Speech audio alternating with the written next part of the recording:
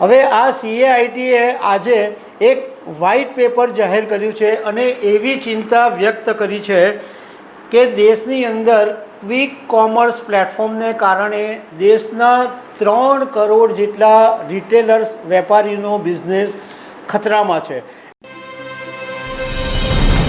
નમસ્કાર દર્શક મિત્રો, confederation of all India traders જેને CAIT તરીકે ઓળખવામાં આવે છે, આ ફેડરેશન છે એ જે નાના નાના કરિયાણાના દુકાનદારો હોય, જે રિટેલર્સ હોય, એ લોકોના માટેનું આ એક સંગઠન છે। હવે આ CAITએ આજે એક વ્હાઇટ પેપર જાહેર કર્યું છે અને એવી ચિંતા વ્યક્ત કરી છે કે દેશની અંદર ક્વિક કોમર્સ પ્લેટફોર્મને કારણે દેશના 3 કરોડ જેટલા રિટેલર્સ વેપારીનો બિઝનેસ ખતરામાં છે, એમને ધંધો બંધ કરવો પડે એવી નોબત ઊભી થઈ છે।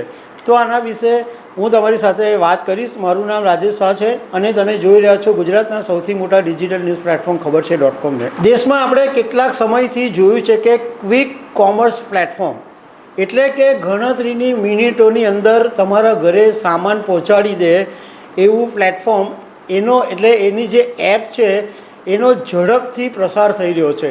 ઘણી બધી એપ એવી છે કે તમે ઓર્ડર કરો અને ગણતરીની પળની અંદર તમારા ઘરે કરિયાણું આવી જાય, તમારા ઘરે શાકભાજી આવી જાય, તમારા ઘરે ફ્રૂટ આવી જાય, જે બી તમારી જરૂરી વસ્તુ છે એ ફટાફટ તમે ઓર્ડર કરો અને વિધિન 10-15 મિનિટમાં તમારા ઘરે પહોંચાડી દે। હવે confederation of all India traders જે CAIT છે, જે રિટેલર્સનું સંગઠન છે, એણે ચિંતા વ્યક્ત કરી છે કે આવા પ્લેટફોર્મને કારણે દેશની જે રિટેલ ઇકોસિસ્ટમ છે એ જોખમમાં આવી ગઈ છે અને લગભગ 3 કરોડ નાના દુકાનદારો છે એને સર્વાઈવ કરવું લગભગ અસંભવ થઈ ગયું છે। CAIT દ્વારા આજે એક વ્હાઇટ પેપર જારી કરવામાં આવ્યું અને એની અંદર આ જે ક્વિક કોમર્સ પ્લેટફોર્મ સાથે સંકળાયેલી જે કંપનીઓ છે એના નામ પણ લખવામાં આવ્યા છે કે બ્લિંકેટ, ઇન્સ્ટાગ્રામ, ઝપ્ટો, સ્વિગી, આવી જે બધી ક્વિક કોમર્સ પ્લેટફોર્મ છે એની કાર્યપ્રણાલી પર ગંભીર ચિંતા આ વ્હાઇટ પેપરની અંદર વ્યક્ત કરવામાં આવી છે। CAITનો આરોપ છે કે આ પ્લેટફોર્મને કારણે ભારતના રિટેલ અર્થતંત્રનો પાયો નબળો થઈ રહ્યો છે। CAITના રાષ્ટ્રીય મહામંત્રી અને ચાંદની ચોકના ભાજપના સાંસદ પ્રવીણ ખંડેલવાલે કહ્યું કે આ પ્લેટફોર્મ સપ્લાય પર નિયંત્રણ, ઇન્વેન્ટરી પર વર્ચસ્વ અને અયોગ્ય કિંમતો માટે FDIનો દુરુપયોગ કરે છે। તેમણે કહ્યું કે આ રણનીતિ એ અસમાન બજાર બનાવે છે જ્યાં 3 કરોડ જેટલા કરિયાણા સ્ટોર્સ માટે ટકવું લગભગ અસંભવ થઈ ગયું છે। આ પ્લેટફોર્મ રિટેલ વેપારીઓને બહાર કાઢી મૂકવાનું કામ કરી રહ્યું છે। CAITએ આ બાબતે રેગ્યુલેટરી સંસ્થાઓને હસ્તક્ષેપ કરવાની માંગ કરી છે અને QC પ્લેટફોર્મ એટલે ક્વિક કોમર્સ પ્લેટફોર્મ છે એમાં 54,000 કરોડથી વધારેનું FDI છે, ફોરેન ડાયરેક્ટ ઇન્વેસ્ટમેન્ટ।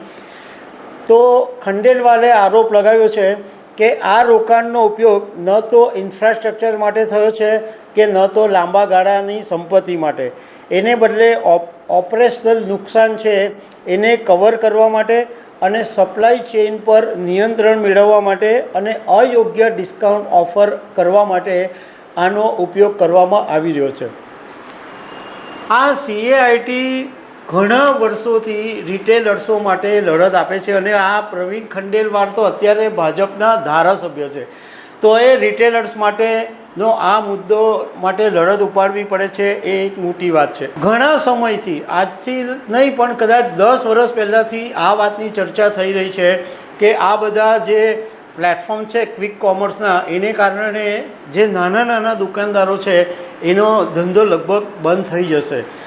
એક વાત સાચી પણ છે કે આજકાલ લોકો ઓનલાઈન પર એટલો બધો બિઝનેસ કરી રહ્યા છે કે જે તમારા કરિયાણાની, જે તમે રેગ્યુલર જ્યાંથી કરિયાણું લેતા હોય ત્યાં એમનો ધંધો પણ હવે ઓછો તો થઈ ગયો છે।